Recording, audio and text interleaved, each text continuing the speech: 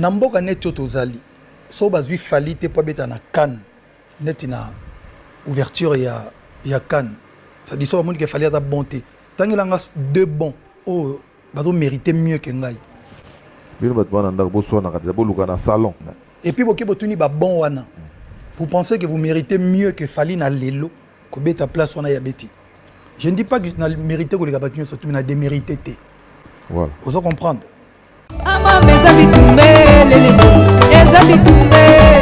Arrêtez la musique. Arrêtez.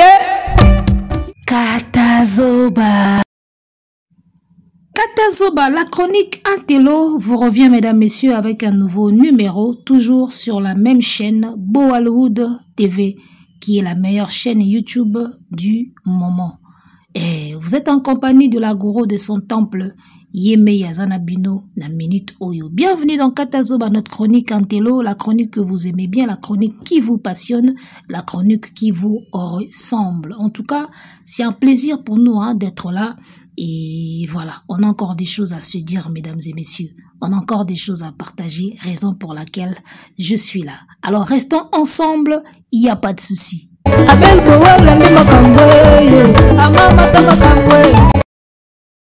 Et voilà, Namboka neti oyo tozali.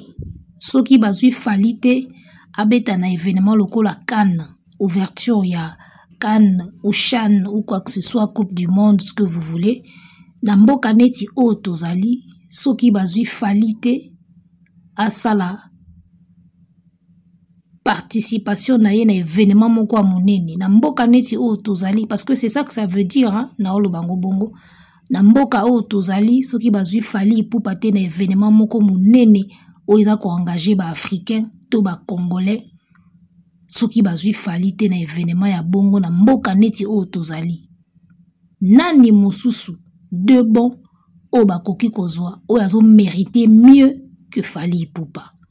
Alors wana maloba na ye na émission Anati Lokole, te bibiso na émission oyo ya ba de bon, polémique ya ba de bon oyo salamaki.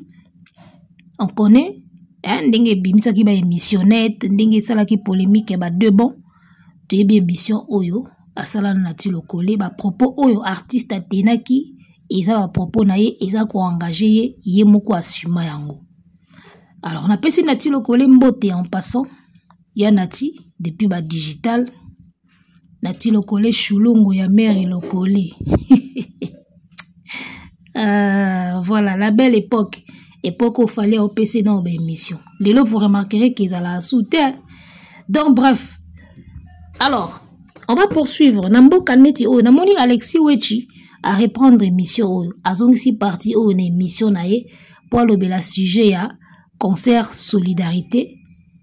Solidarité Congo. Où il y a tout ça là déjà polémique. Azong c'est l'émission vidéo, il y a deux bons. On va analyser sur ça, mesdames et messieurs. Tenez-vous bien, prenez votre place, vous allez calme. Oh, l'andabiso na katiakar, oh, ça la 4 heures de route, 2 heures, 3 heures, 1 heure. En tout cas, to pesio, bonne écoute, ça la vraiment, tiempo, lezo, na vola, nzela ki toko, na kanesi vieux nanga, anto montiala, yala ndarabiso mingi na katiakar, venanga anto montiala, bah bonjour, place aux alliés, lezo, soko landabiso na katiakar, lezo, soko na palais, problème TP mana ori, toko na palais. Et voilà, tout biso, en tout cas, pour se tenir vraiment à l'aise. Parce que, awa, makambo. Tous les Boalos, big up à vous. La Boalwood Family, opération fan base, pour continuer ko baksa maramba ki toko. Et Zoya. Et surprise, moi, bien, Zoya naib sayo. La Boalwood Family. Balobi oza système nzaza noa tozo tonga arche de Noé tozo bela batu boyaka kokota pourtant toko kanga c'est fini hein? Alors revenons sur ce que nous disions avant. Namboka neti otozali soki bazui fali pour pater un événement moko ya monene wala nga nazo interpréter ya lobaki pona kan pona oyebeta makiwana ngasko nazo interpréter. Namboka neti otoza soki Fali Ipupa azate na événement moko oiza ko engager Afrique mobimba oiza ko engager Congo soki azate na place na ye deux bons nini oto ko tinda ki bon soki fali azate bino au moins bozala wana na mboka neti otoza soki événement moko lokola We Are The World baby We Are The World o esangisa ba artiste et tout ba Michael Jackson ba Tina Turner ba Lionel Richie ba tutu ba sangana ba o azara mise kufa aveugle wana lata manette nani komboni kiminge oya We Are The World ba événement o esangisa ba star mboka. Alors soki to na événement moko neti ba We Are The World na mboko soki bazui falite deux bons nini oyo bakozwa. Ça c'est juste une façon de dire que aujourd'hui Fally Ipupa pèse beaucoup plus que la plupart de nos musiciens congolais. Ça on est d'accord avec ça. Aujourd'hui Fally Ipupa a beaucoup plus d'audience, plus de notoriété par rapport à musiciens congolais belé. Ça on est d'accord avec ça. Et aujourd'hui s'il y a un événement donc, on a surnommé au cas We Are The World, genre un événement où il s'angisa ba star. Tout surnommé We Are The World pour eza facile ya oloba. Alors, le losoki, tout un événement moko genre We Are The World où ils aussi un artiste ba star ba sangana. Ce qui Fally Ipupa azate un événement wana. En tout cas, bina bino nanga to yebi que événement où ils a porté à l'échelle internationale, tout précisera bien parce que oh elo mo basali na Goma, oh elo mo basali na Beni, oh elo mo basali na Bukavu, il peut ne pas être là et aux alamna problème te. Événement oyo eza à l'échelle internationale. Neti concert ya solidarité Congo na BRC. Événement oyo eza na échelle internationale. Soki bazui Fally Ipupa te na Congo. Tomoni ki na biso moko tokolobaki. Il y a quelque chose qui ne va pas. Ozo comprendre ndenge moko pe tozo loba pona absence ya ba Inosbi ba Ferré ba Kofi ba JB ba Wera na solidarité Congo. Ozo mona soki na solidarité Congo Fally pe azalaki te nde warrior si atutuka ki kala. Soki pe na solidarité Congo Fally azalaka te nga pe nengena se poser 1001 questions. Comment ça se fait? Ozo mona ka ndenge ye moko alobi aza mieux que baninga te mais azo démérité te. Tu vois le mot démérité là, yango toko utiliser mesdames et messieurs. De la même façon que Fally pense que azo démérité te à ça la ouverture ya Cannes. De la même façon que moi personnellement, pour ne parler que de moi, je pense que Inosbi non plus ne démérite pas cause à la concert ou ya événement. D'accord? Kofi pareil. Ferré pareil, JB Wera pareil, et j'en passe. Bazo démérité te. D'accord? Seulement parce qu'il va présenter biso ba critères te. Sinon tu ngek ba sur quoi est basé les critères? Tu ngek total à chaque artiste. Tout le monde a ba critères. Ba msusu ba komi au fait na casier, yango ba ko zoite na ba événement ya boy. Wana ba point de vue na bango. Producteur te mutalobi. Msusu balabi Kofi pe na casier na poto. Bakozo été na événement boy. Ils appellent ba point de vue na bango. Producteur te mutalobi. Alors Inosbi pe na casier. Inosbi pe ba fundaye na poto pour na viol, pour na mwana fundaye, pour rebo fundaye, Inosbi na casier, azana casier te. Donc, ozo mona que tout ce qui se dit ezaka ba opinion na ba point de vue. Alors, où est-ce que moi je veux en venir? Na zonga kana likamba deux bon. Na o Fally azolobaki na mboka neto toza so bazwinga te. Parce que Alexis Wechi azong si vidéo wana pas pour rien. Pour rappeler biso kake Fally déjà level.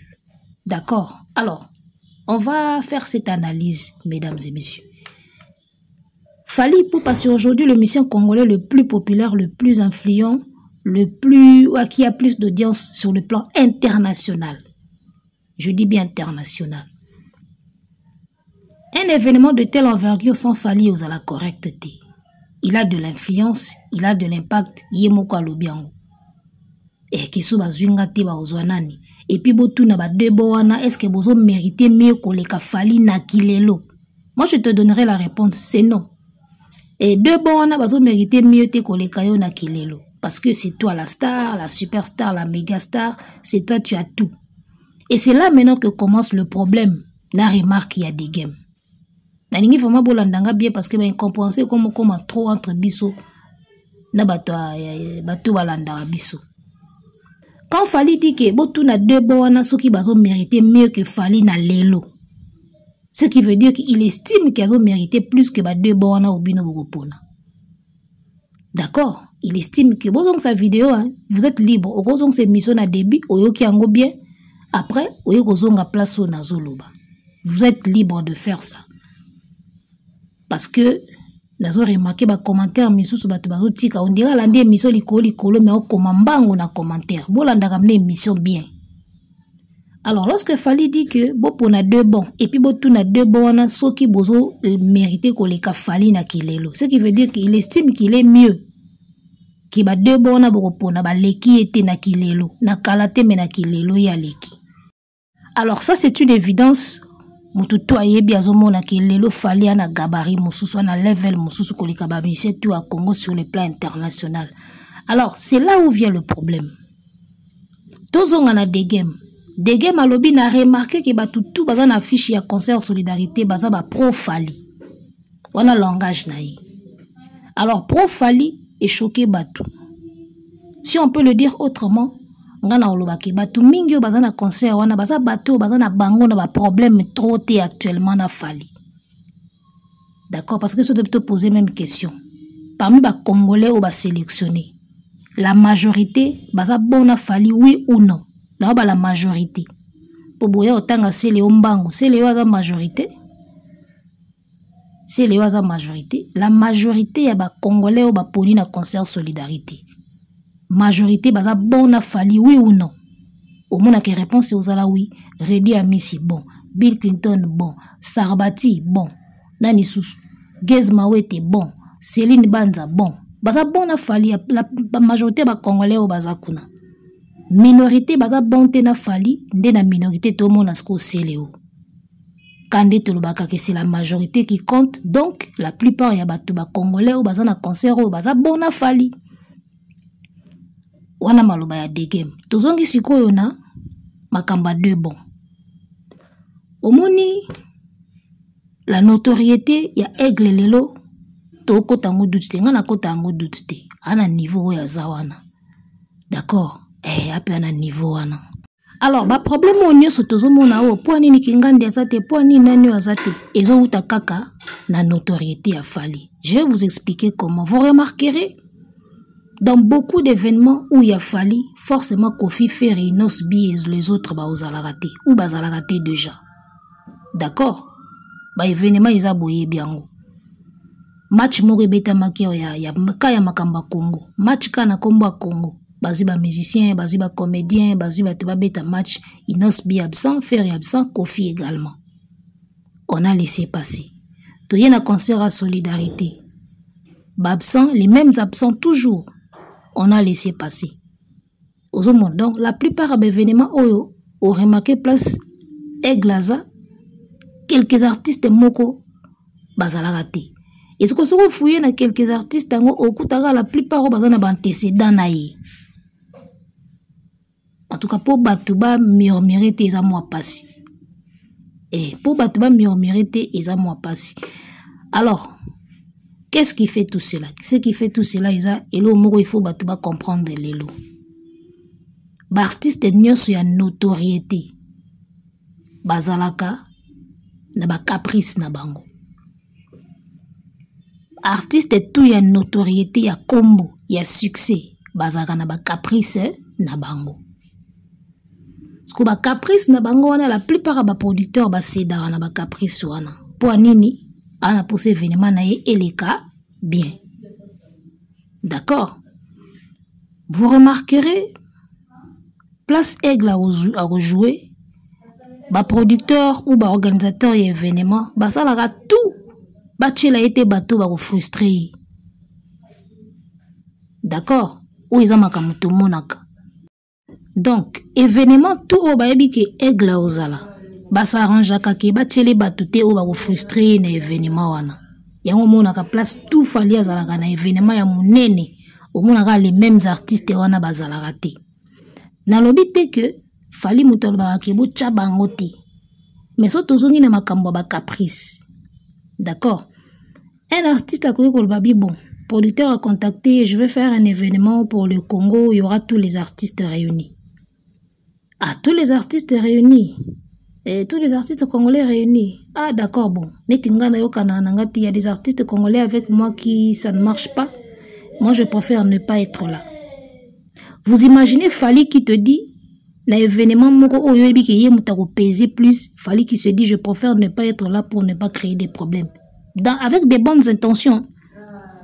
D'accord? Avec des bonnes intentions. Dans le but que pour baninga. Avec des bonnes intentions qui dit, bon, comme il y aura tous les artistes congolais réunis, à cause des polémiques et tout, moi je préfère ne pas être là. Tant mieux, bossa langona bango. Vous imaginez ce que ça peut créer chez le producteur. Un producteur qui organise un événement dans Accor Arena. Oyebi ki boro wana fouetonda. Concert il fait à la réussite. Batufubaya batchabalar. Fali qui va se retirer.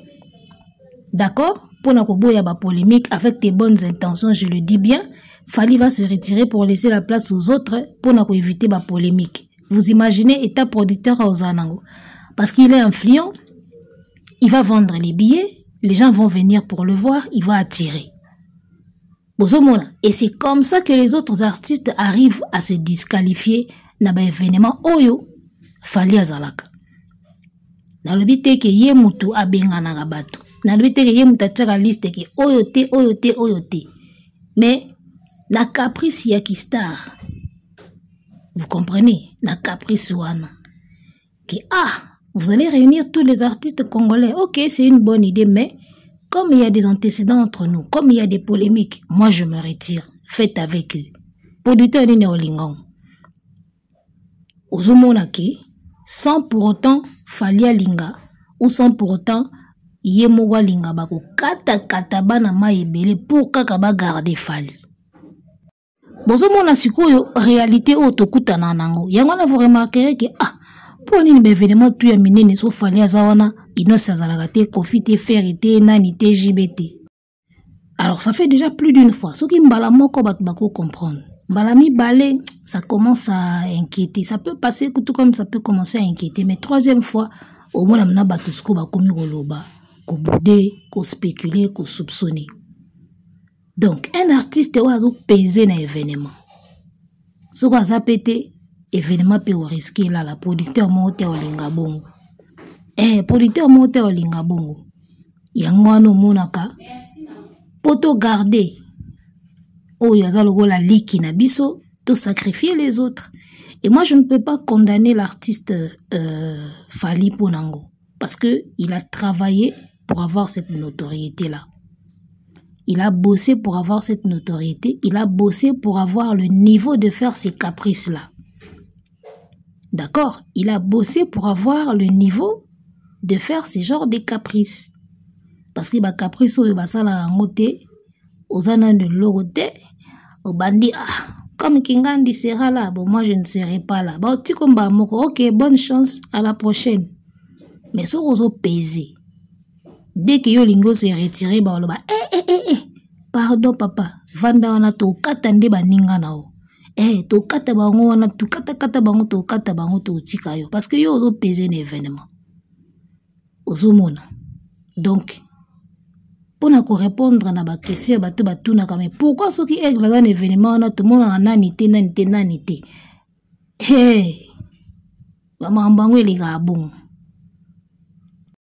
Alors, toujours pesa moto fautité, toujours l'accepter moto moussapité, mais toujours le basé qui peut être une part, il y a réalité, il y a monde, il y a artiste. Nazo va bon pambate parce que toyebi. Et un humoriste moko bandaye pour ça ba jeu. Soki bo un événement moko boye, bo bengisi ya otuna bino banani suba ozala. Voyez, on aura aussi besoin de X, Y, Z. Comme X, Y, Z seront là, moi je préfère, je me retire.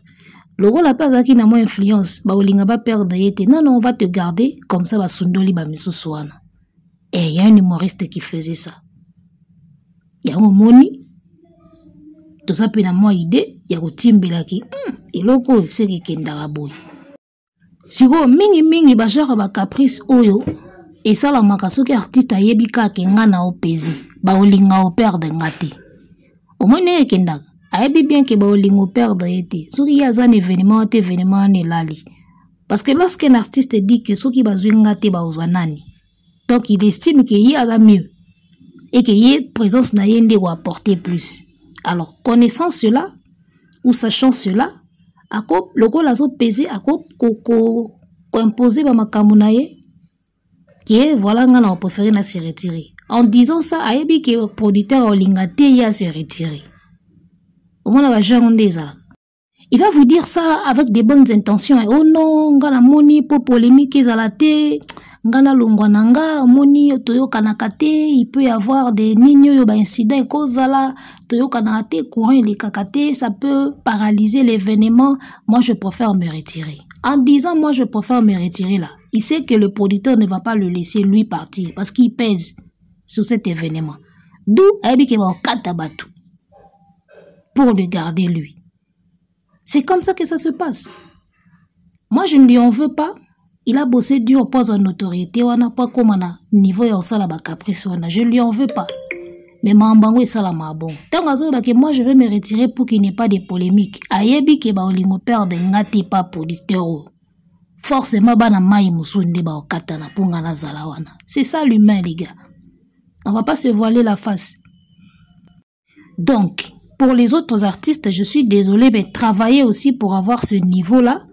Il y a ça la caprice ou ba producteur babanda ko respecter yango. D'accord? Comme je l'ai dit, il y a un humoriste qui le faisait. So même c'est que bon, affiche bozala tel na tel. Ah, le rôle tel na tel bozala, moi je préfère me retirer. Tant que le bon ebi ke ba olingo perdre yete. Donc ba okata ba msusuana. Au mona événement tout ya ozala mutumobo na mutumobo azala ate. Ele kandengona. Il est kandengona balobango avec des bonnes intentions, mais soukanango ebima kaka injustice. Parce que même si vous avez la volonté na yote, mais soit wana ekomika déjà injustice. Ce n'est pas de ta volonté, c'est pas toi qui as voulu que ça la bongo. D'accord, yote muto kati batu. Mais ndenge salami epimika injustice. Yango no mona bimika injustice ka poni place ya zala baninga na nani o bazala te eza bimi déjà injustice tolobi te ke yo muto sala injustice wana mais réalité salika ke et salami qui injustice. Alors le concert de solidarité Congo vient de faire sold out nakata sold out oyo tebi ba artiste o ba peser pour que sold out oyo ebetama et que c'est Léo Nabil n'ont rien à voir, même pas 1% à moto na bango et cotisi soldat ou ta. Tala, c'est Léona Bilko, même pas 0%. Il y a soldat ou ta na katiarate. Bat ba pezia ba Gims, ba Youssoufa, ba Angélique Kidjo. Ozomona. Donc ba c'est Léona ba Bill, ba Diembeli na bango kaka. Ba participer à 1% à soldat ou tout. Ba bill na ba sile. Et puis navandi na réfléchir, je me suis dit bateau ba congolais o bazui pour na solidarité. Curieusement kaka bateau bazata na nzembo moko te à est. Curieusement, ils ba congolais o bazata na nzembo moko te à est à part Fali. Bill, c'est Léo Brigade, bazata na nzembo moko te ya est. Muto ayemba est inosbi plusieurs fois, Ferry ayemba est, Kofi ayemba est. Ka bango bazati. We rason ayemba pena est te ayemba croix rouge ONU. Yoke le peuple mawa, c'est le feu ne tire pas. Je pense que nzembo wana soki beta ki kuna ça pouvait être bien. Na Nathalie Makoma. Comprendre présence Yahweh rana Nathalie Makoma ba yembika nzemu na bangwana yo que le peuple mawa c'est le feu ne tirez pas sur mon peuple congolais ne tirez pas.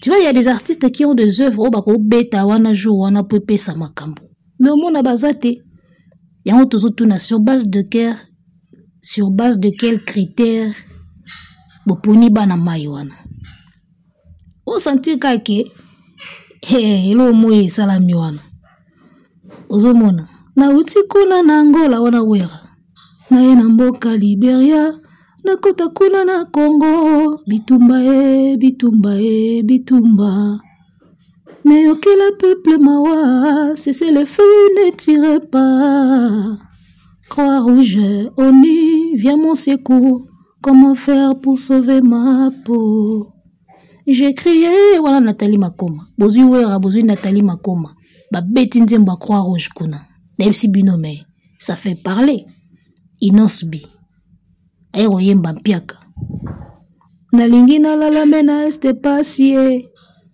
Nzimwaka fais rigola écoute la paix yele Kofi Olomide Nzembo este oui tiko bimao.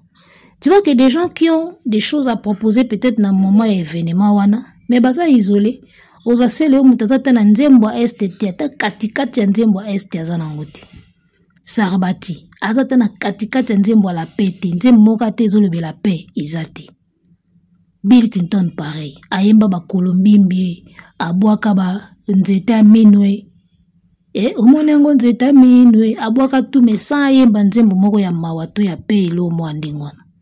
Donc les trois artistes oyo babakisi na liste moko na bango za na Nzembo este azati Nzembo paix ya guerre azati bana ba Nzembo même pas ya este même pas ya guerre même pas Nzembo moko ya la paix ezati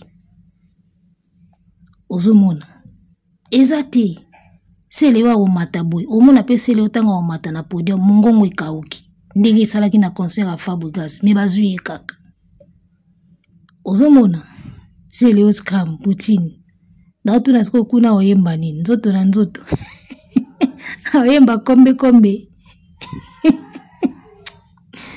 selewa azo risque mungongo ikangama ye na podium kuna tanga o mata oyo Inos bia osala te na podium selewa ko kangama matibwe po bana wera bavoye komo kangama bango pamba un artiste musicien baby sana etai akoma kolia bilialia azana comment on appelle ça ba discipline te pour na regarder voix na ye bango na ba Lacoste même sort ba selewa na ba Lacoste bazana même sort ba yebi ko garder ba discipline te pour na regarder voix physique moko ya bien corps moko ya bien ba yebite bilialia bisala sala akina concert à solidarité ata 1% ya ye na soldat auto ekotite Bill na otu na oyemba nini bon tamso boka tu baluba ni bena lulu katusha dikuni mato bon ils a écrit brigade Sarbati tamso oyemba Nzembo ne oyo ba oto yemba na Daju ambassadeur